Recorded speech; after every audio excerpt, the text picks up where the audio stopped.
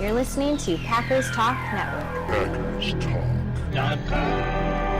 Do you want to experience the thrill of a Packers game at Lambeau Field?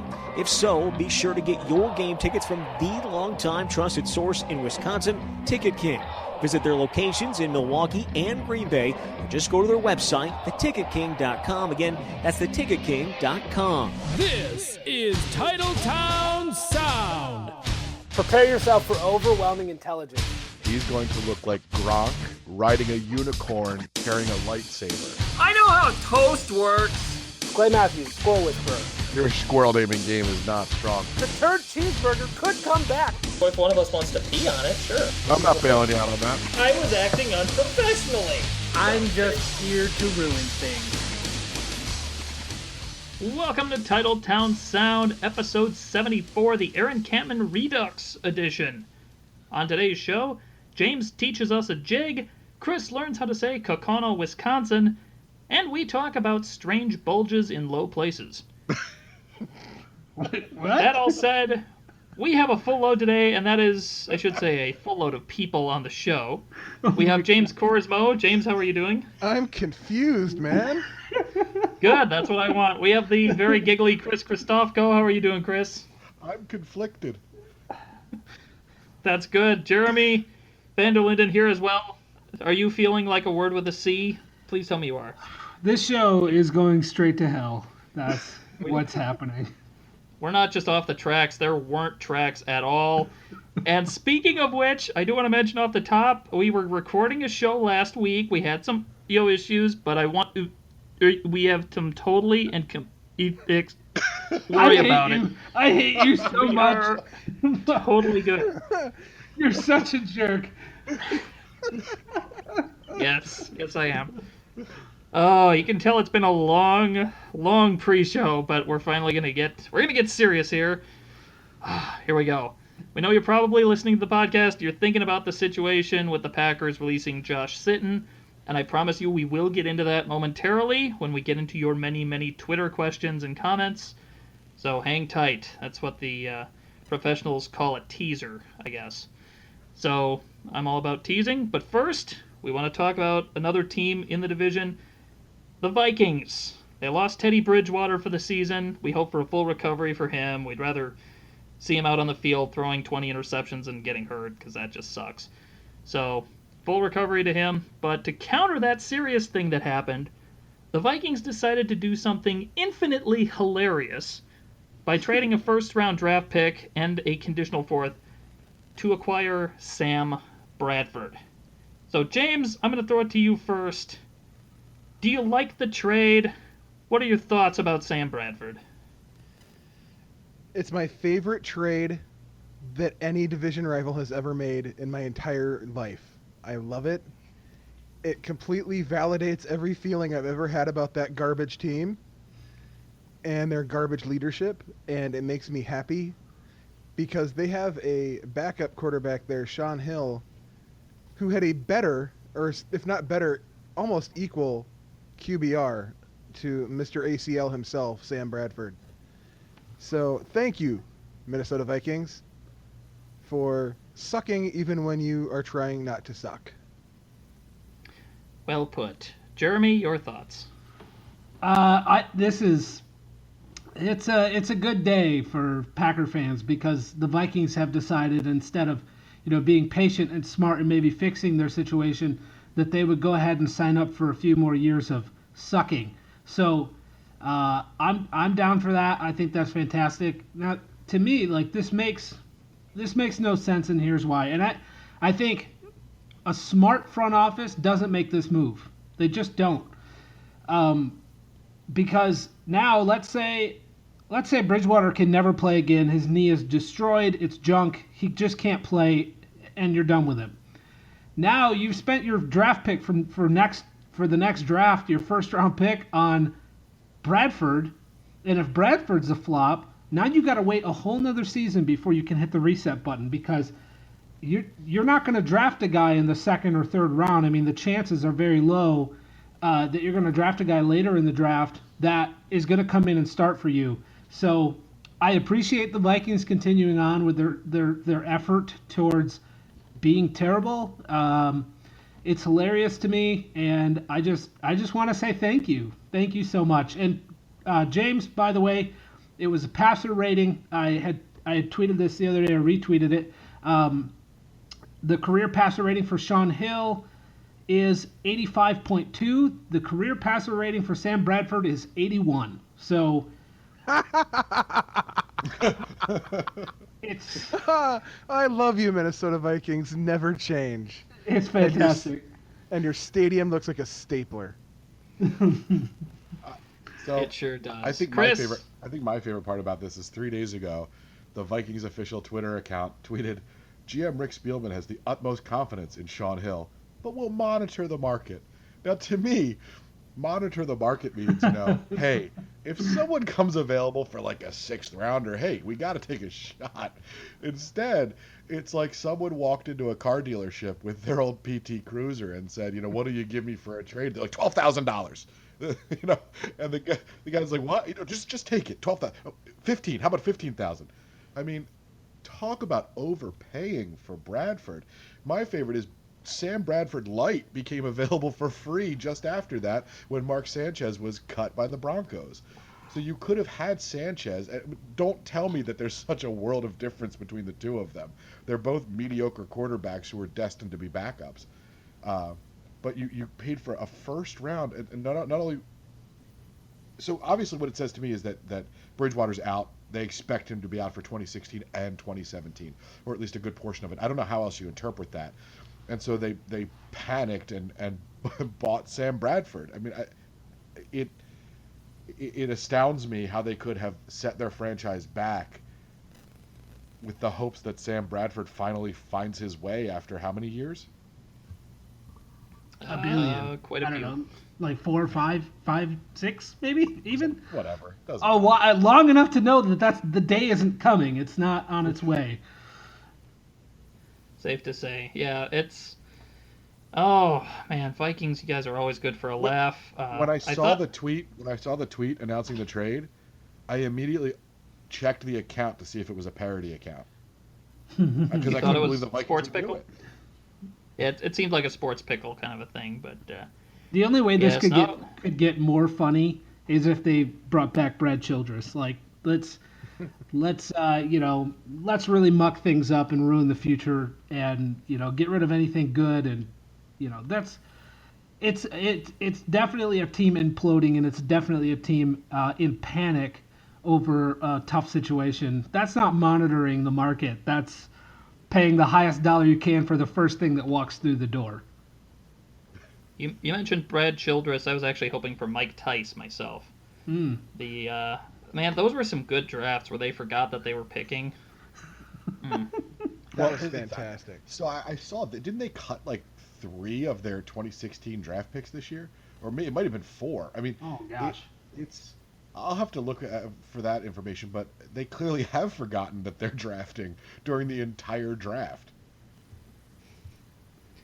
Well, I don't have anything else to say about Sam Bradford other than ha ha, and you poor guy. You're going to Minnesota. I mean, maybe that's kind of the lost headline here is Sam Bradford was going to be in Philadelphia where they were going to be not great, but maybe a little surprising. They'd be okay. And he's going to Minnesota instead. Well, Sam Bradford, we're feeling for you, man. Moment of silence for Bradford's career. And on that note, we're going to take a very quick break, and then we're going to come right back, and we are going to jump into Twitter, because we know you guys have got a lot of thoughts about Josh Sitton, so stay with us. We will be back very, very quickly. Catching flies in his mouth, tasting free. We at Titletown Sound are very happy to promote What's the Score? The Sports News Quiz. Host Baxter Colburn and Game Master Josh Scheibe bring you a weekly trivia show revolving around the current sports news with some interesting sports personalities from the area to boot. What personalities, you may be asking? Well, I'm talking about personalities like TMJ4 sportscaster Lance Allen, AM 620's Doug Russell, and the big 920 WOKY's Armin Sarian and Dan Pfeiffer. You can listen to What's the Score on Spreaker.com, and by all means, please check out their website at WTSSportsquiz.com. And if you go to the website, you can also find out how you can be a contestant on the show, and even get a chance to interact with their panel. Once again, you can hear them on Spreaker.com, and their show website is WTSSportsquiz.com. And now, back to our show.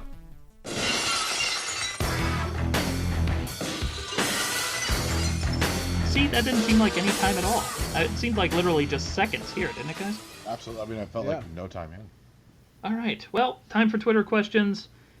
And I'm going to go with this Twitter question first. By the way, you can tweet any old time you want at Titletown Sound, and we will probably respond. As long as you're not, being mean and nasty to us. In which case, feel free to tweet Chris, because I know he loves that kind of thing. But at Titletown Sound is the handle to get on this show right here. We have a tweet from at MLEB07. I'm presuming that's like part of a last name or something. But they tweet, "Why let Sitten go now and not at the end of the year?" And Jeremy, I will throw that one to you first. They're making this move now in hopes to free up some cash to sign some of those other guys and get some of that money that's going to count towards the cap on this year's cap. So those bonuses, those signing bonuses that they're going to pay out to David Bakhtiari, TJ Lang, maybe even Eddie Lacy, they're going to be able to squeeze that onto the cap for this season so it doesn't affect the next season, which is, it's a smart move to me that way. But I have some different ways I think that they could have freed up that cap space. My question is, and I like Julius Peppers, but if they would have let Peppers go with the depth that they have at outside linebacker, they would have freed up $9 million instead of $5 million, and they would still have their offensive line intact for the season and still have, and still have some talent there at that outside linebacker spot. That's why I feel like it can't just be about cap space, because you're right. Peppers makes a lot more sense to cut than does Sitten. I mean, offensive linemen don't grow on trees, especially good ones. So this perplexes me. If it's just a cap move, I think we're outsmarting ourselves at this point, and that would upset me because I know you want to get these guys signed, but if you needed cap space, Peppers was there for the taking, and I don't think you really would have lost much in that case. But to lose Sitten and to it seems like I feel like there has to be more to it, that he was disgruntled when they wouldn't re-sign him, they wouldn't make him a priority. I'm thinking maybe he asked for, I don't know, maybe he asked for his release. It just doesn't seem very normal that you would do this at this point. I don't know. James, your thoughts?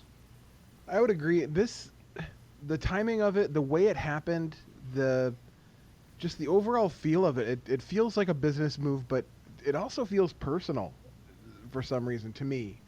I mean, looking at it, like, trying to look at it as objectively as I can, looking at Ted and how he does business and how he's done business as he's been the GM. This is not something that anybody would have predicted in a million years. It took the beat reporters by surprise. It took everybody by surprise. It feels like there's a backstory there that we're probably never going to get. And I don't want to be a conspiracy theorist or anything like that. I am wearing a tinfoil hat right now. You should see it. But it feels like there's something bubbling under the surface that we're just probably never going to understand. However, it does make sense for the cap. I don't know why they wouldn't release Peppers, because honestly, how productive is he going to be? He wasn't all that productive last year, for the most part, and who knows. But I feel like someday maybe somebody's going to write a book and this will be in it, and we'll figure it out. But until then, it's a mystery wrapped in an enigma, an enemy. James has been drinking. And I enjoy this whiskey. That's delightful. Speaking of Titletown Sound encourages. We encourage responsible drinking, of course, at appropriate times. Of course. Speaking of personal, reports came out as we were getting ready for the podcast that Sitten actually signed with the Bears. He signed a 3-year deal with the Bears. So maybe there is a little bit of that to it, because I'm pretty positive Sitton could have signed at many places that would have a shot at a championship, and we all know that the Chicago Bears aren't on their way to a Super Bowl this year. Look, you or said maybe even you said it pre-show, and I think it's absolutely correct. I'm much happier to see that he signed with the Bears than he signed with the Seahawks, because Right. they have a huge need, and he could have filled part of that need. And I'm actually okay. Good for him. I'm not upset by this. No. right, but I do think that it's a little bit of he wants a shot at the Packers. I think there's a bit of that in there because There has to How be. much- Why would you sign with the? Why would you protect Jay Cutler if you Well, didn't have to? I'm Right. just looking. I'm just seeing now. Adam Schefter's saying it's a 3-year, $21.75 million deal, $10 million guaranteed. Nobody's gonna pay him more than that. That'd be my guess. That and So that's the next question I have for you guys is, would you guys play for the Bears for $10 million a year? well, I mean, Or a yeah, $10 of million course. bonus, excuse me. I mean, if nobody else was offering me a $10 million bonus, then yes, of course I would. I would give Jay Cutler sponge baths for $10 million a year. Making note. Oh gosh.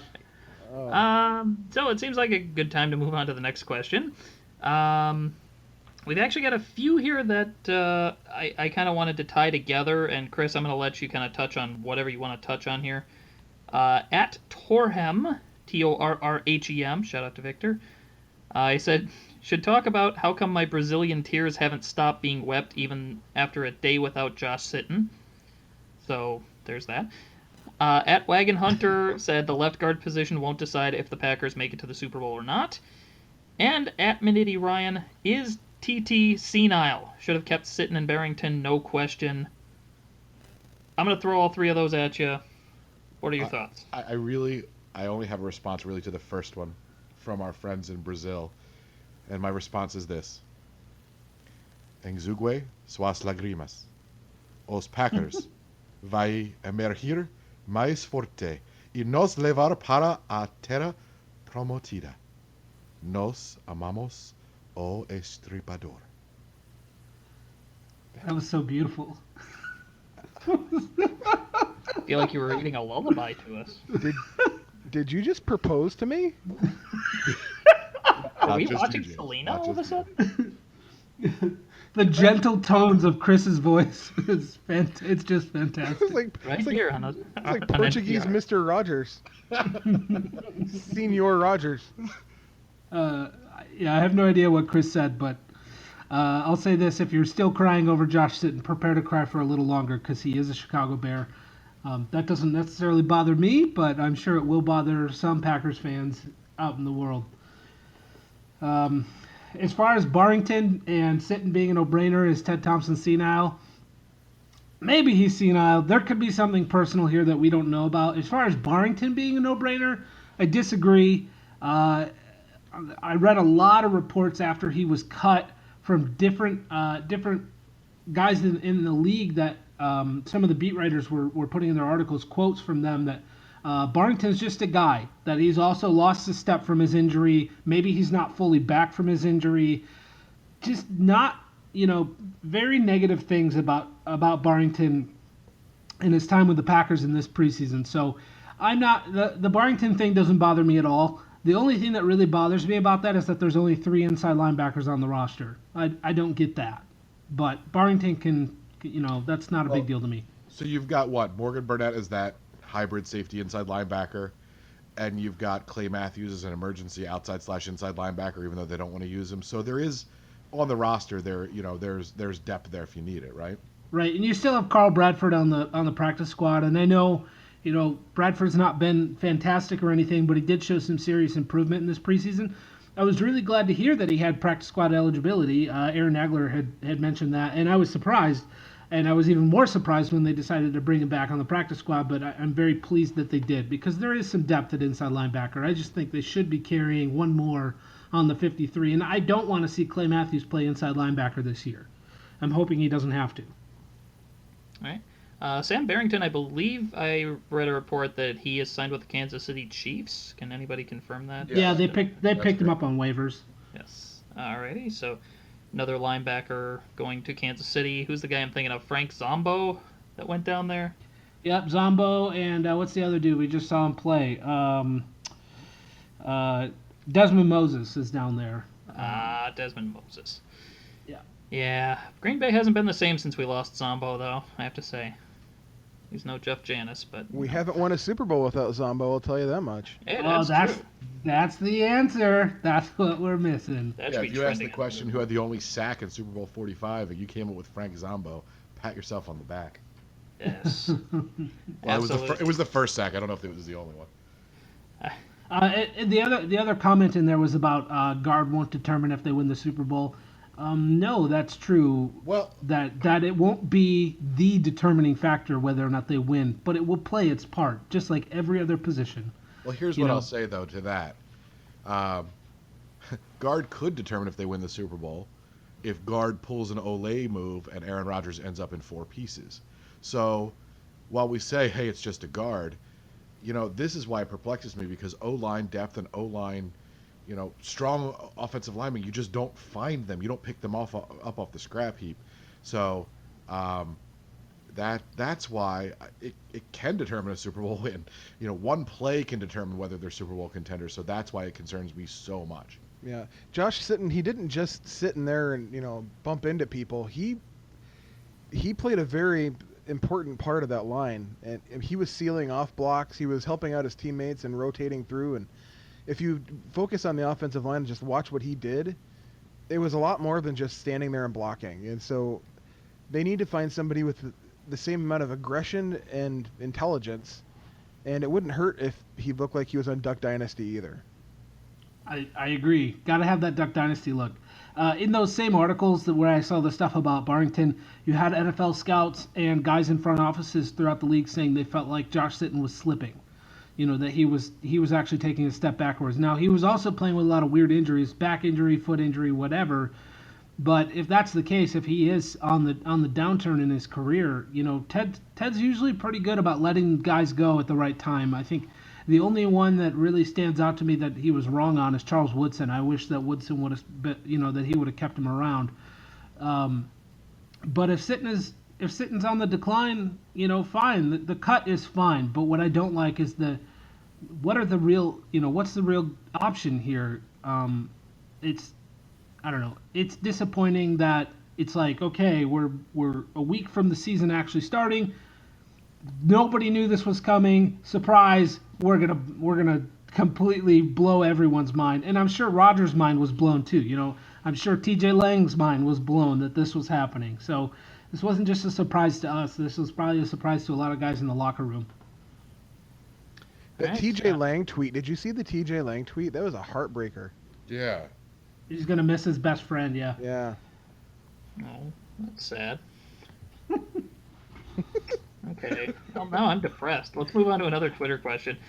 At Glauber_Holenda, hope I'm pronouncing that right. What's going on with Ted's mind?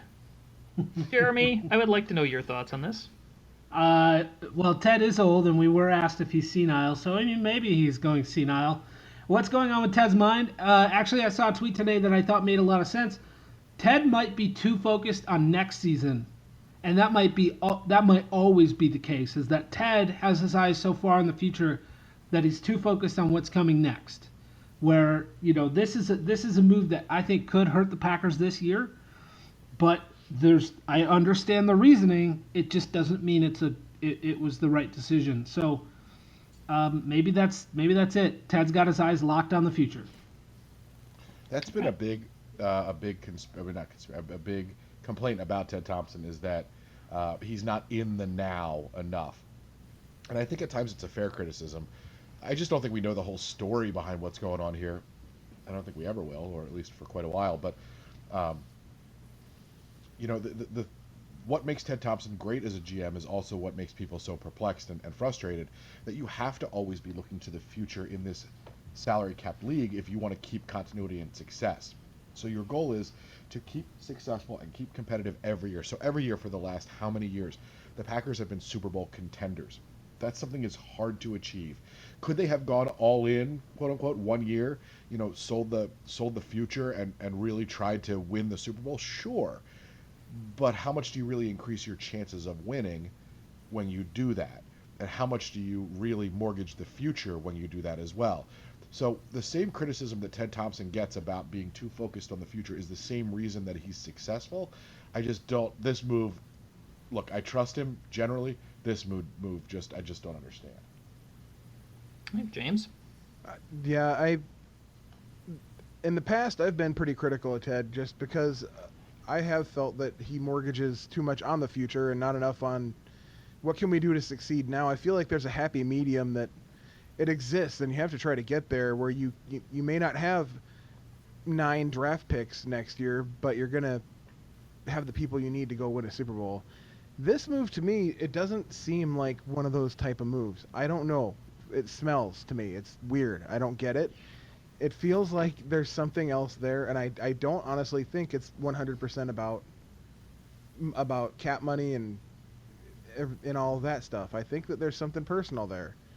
And until we figure out what that is, or if they ever, we're just going to be guessing. As far as this, to me, this move won't mean a thing to Thompson's legacy, in my opinion, unless we figure out why he did it. Because if it's just an arbitrary, well, sorry, you're going to cost us $6 million on the cap this year, well, that's just stupid. So, and I don't think Ted Thompson's stupid. I just think he breathes through his mouth too much. That's a nice way of putting it. Next tweet from What Are You Tinkin'?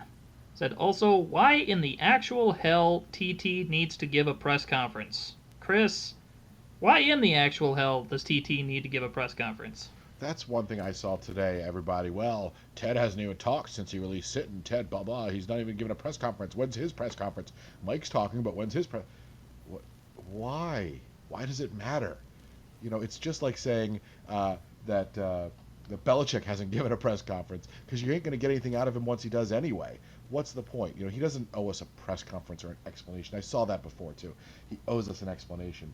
No, he doesn't really. I mean, and especially if that explanation is going to compromise anything the team has going or whatever. But Ted Thompson doesn't owe us that. Yes, the team owes us a level of transparency, but we're not going to get that. We don't deserve it. We're not going to hear the full story.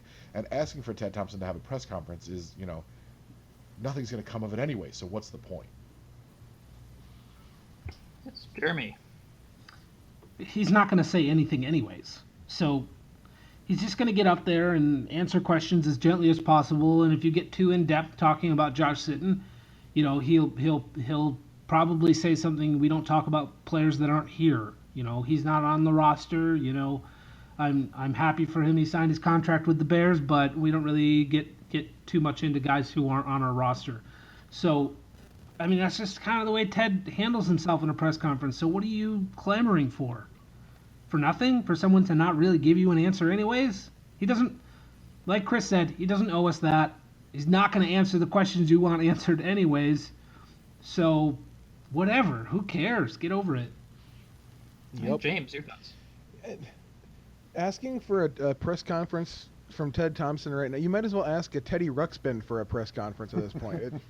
You're going to get more information out of the bear than you are out of him. It's silly. He's going to stand up there, he's going to breathe through his mouth, and he's going to say, look, we don't talk about players who aren't here anymore, and I like our team's chances this year. Bye. That's what he's going to do. Right. And so you're basically, people who are screaming for a Ted Thompson press conference are really, in actuality, screaming for another reason to yell at Ted Thompson.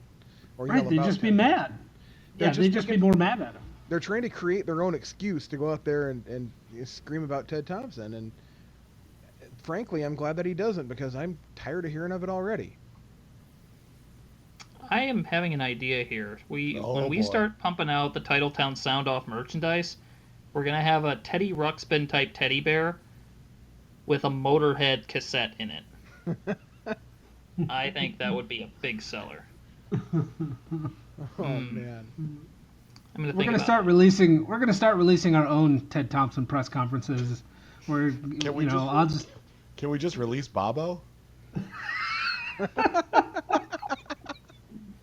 Oh gosh. Like Back into the Wild?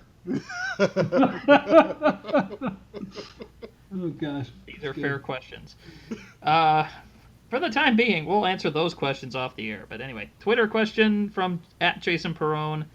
Taylor or Barclay, which would you prefer be the reason 12 misses games this season? I would like to follow that up with @GasawayJackson, who noted, I'd like to say right now, moving offensive line from one side to another isn't easy. Taylor has to be the solution at left guard. And Jeremy, I want to throw this to you because I know you played some football in your time. And I can't remember if you played offensive line or not, but would you agree with that statement? Moving from one side to the other isn't easy?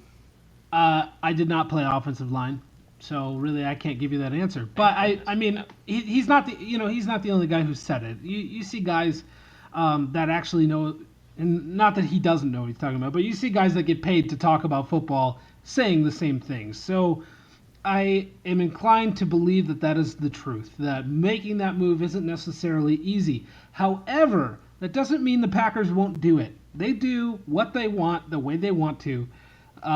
And if they think that they can move a guy, they're going to move a guy. And we've seen them do stuff like that in the past and then scratch our heads and say, why would you do it this way? Obviously, the Packers are kind of, they're doing their own thing, and they're going to keep doing their own thing. So maybe it doesn't make sense, but if they want to move a guy, they will. As far as between Barclay and Taylor, I'm going to go with Taylor. Hopefully his play this preseason is just an anomaly, and he can get back to what we saw last year and the reason that the Packers gave him all the money they're giving him. So yeah, I'll go with Taylor. I like Barclay personally. Like I think he seems to be a good dude, but I mean, on the field the last season was a little bit sketchy. So I think, Jeremy, now the world needs to know, after that lead in by Bobbo, what did you play when you played football? I was a nose tackle. Nice. There you go. And for the record, when I played football in high school, I was a pivotal groiner. Don't ask, you don't want to know. James, Taylor or Barclay? Oh, man. At the risk of angering Chris. No, you won't anger me. Good. It needs to be Taylor. We just backed the truck up to his house and gave him a bunch of money for being a backup, and now it's his time to earn it. And yes, this preseason he was a colander and he was just terrible. He was hot garbage, but he played well last year when we needed him. I'm hoping that can translate into this year too. And Don Barclay seems like a lovely man, and I know that he's been there for a lot of people's kids, and he seems like a really decent dude, and I'd hang out and have some beer with him anytime. But he's going to get people killed. So I have to go with Taylor. Well, what I will say, so I agree that I want to see Taylor there, but I will say in defense of Don Barclay, he was not himself last year after coming off his ACL. He's had a much better camp. They were playing him at center a little bit during preseason games, but he is a guard. So I feel a lot better about him there than anywhere else on the line. But I think it's going to be Taylor. I agree with you on the ACL tear. It takes longer than just one season to come back fully, which is probably the case with Sam Barrington right now, that he's not back fully from his injury. It's going to take a season of playing and knocking the rust off and truly getting back to form. So, yeah, maybe Barclay is better this season, and yes, I prefer him inside as opposed to outside. The scenario that I really prefer to see, and I've heard, I've seen people say this is crazy, but I disagree. I think Treader should play guard when Lindsley comes back, and Corey Lindsley should go to center. And the reason I think Treader should play guard is he easily fit into every spot on the offensive line last year when he was needed and played well. If you can keep your offensive line young, like, Bakhtiari, Treader, Lindsley, TJ Lang would be the old man. Well, no, Bulaga would be the old man. But I could, in the future see Spriggs going out to right tackle and just, having this really young offensive line.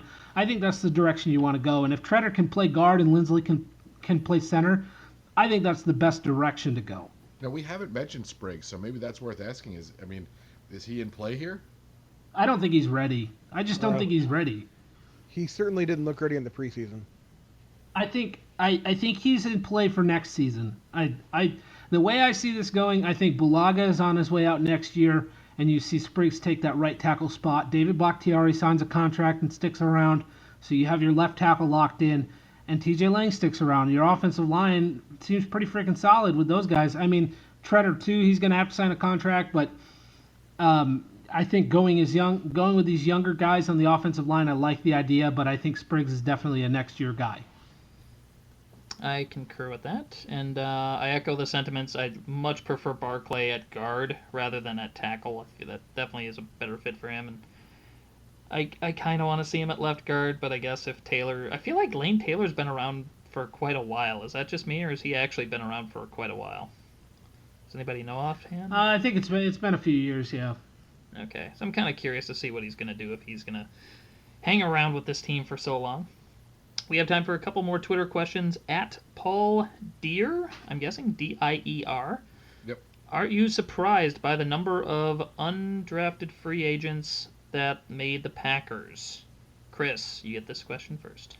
I don't know if I'm ever surprised by... Thompson loves his undrafted free agents, and I think it's funny because I think that word has gotten around. So here's what happens, and this is Chris's crazy conspiracy theory coming out now. So Thompson in the past has signed a lot more undrafted free agents than other teams. So what do agents say to their players? Signing Green Bay, you have a better chance of making the team, which means that you have a better quality of undrafted free agents that ends up signing with the Packers. So now when it comes to who makes the team, they have a lot better chance. Again, complete made-up theory, but it does stand to reason that if Thompson gives a better chance for a undrafted free agent to make the team, they're going to come here as opposed to elsewhere. All right, James?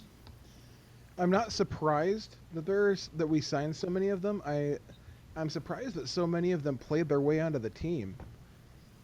Considering the talent that was let go that had been starters here or had started some games, it's pretty impressive to me that a lot of these guys in the preseason, played really, really well. And none of them don't deserve to be on the team, I don't think. I think every single one of them deserves their spot. So kudos to them. They worked their tails off and they made it. And I hope it pays out. All right, Jeremy. I agree with Chris. I don't think that's a crazy conspiracy theory. I think agents are very clear with their guys. The Packers signed their undrafted free agents who prove themselves because they do. They have a history of it, and I think the Patriots are another team that does it. And I mean, it's obviously working. It's obviously working to go that direction. Sometimes your draft picks don't work out. Sometimes the undrafted guys are better than your draft picks. And Ted gives them a real shot. I think some teams like to stick to their guns on their draft picks. And I think ultimately that can hurt you. If an undrafted guy comes in and he's better than your 4th or 5th round pick, you make the right choice and keep the guy who's better. It's as simple as that. But I think you're right. I think agents push for their guys to go to Green Bay. All right, final Twitter question of the week comes from @JasonPerone. If Ted Thompson ordered a baked potato, what is the likelihood he wants it plain? James, I'm throwing that to you. Ted would get to the restaurant. He'd sit down at the table, and he'd order a packet of soup crackers and some water. And he would forego the baked potato altogether. So I disagree. I think Thompson walks in, he orders a baked potato, and he orders pineapple as a topping just to F with you. I disagree with you both. I think Ted walks into the restaurant, he orders his baked potato with no potato, just the skin, no seasoning. Interesting. That's where all the nutrients are. Right. That's all he's concerned about. I don't need that other stuff. I just want those vitamins. Ted loves his riboflavin. Riboflavin. I'm going to say Ted orders a baked potato, opens it up, and then orders just a small helping of tater tots, puts them in the baked potato, eats the tots, and does not eat the baked potato at all. Well, it's like potatoception. Pretty much. Oh, best question of the night. The best. That's good stuff. And on that note, I believe we are done for the time being. Isn't that right, Jeremy? Before we start wrapping things up, I want to say all of those out there that listen to us on iTunes, please do us a big favor. If you've made it this far in the podcast, obviously you don't hate us yet. So please go over to iTunes and give us a rating and a review if that kind of thing suits you. The more 5-star reviews we get, the more visible we are when people search us on iTunes. So please, if you have the time, go ahead and do that. We'd appreciate it. I actually want to challenge people to do it twice. Do it for us, and do it for Packer Talk, Absolutely. Packers Talk Radio Network, because we are on there as well as we also have our own channel, or our own podcast channel, yeah, whatever. Anyways, Packer Talk Radio Network carries a lot of great shows, including ours, and I would challenge you to also drop in and give them a review as well. So, yeah. That's it. That's the podcast. We will be back this week to bring you the game preview for the Jacksonville Jaguars. This podcast was completely inspired by the Josh Sitton cutting. So thank you for listening. Thank you for sending in your Twitter questions. It was a very fun show, and that is because of you. If we didn't have your Twitter questions, this show would have sucked. So thank you. Bobbo, you have anything to say to finish up the show? Yes, I am going to echo the sentiments that you folks out there, if you can give us reviews on iTunes and everywhere else, please do. We can use the exposure because we can only expose ourselves so much. I would also like to say, don't forget to pet your cat. And Jeremy, I assure you the audio is perfectly okay because I've got everything squared away. You suck. And with that being said, let's throw out some Twitter handles. I'm sorry, I always forget this. Bobbo is at That's Our Bobbo. I am at TTSO_Jeremy.